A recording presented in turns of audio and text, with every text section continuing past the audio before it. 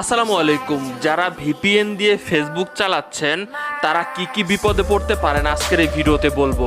দর্শক শ্রোতা, বর্তমান সময়ে আপনি গ্রেপ্তারও হতে পারেন আপনার ফেসবুকের জন্য। অনেকের আইডি লক হয়ে গেছে, আইডেন্টি কনফার্মেশন চাইছে, তারা উল্টাপাল্টা ভিপিএন ব্যবহার করেছে। আপনি বাংলাদেশে বসে আপনি ফ্রান্স কিংবা আপনি ইটালি কিংবা সিঙ্গাপুরের ভিপিএন কানেক্ট করে আপনি ফেসবুক চালাচ্ছেন, আপনার কিছুই হবে না। আমি আপনাদেরকে কিছু কথা বলছি।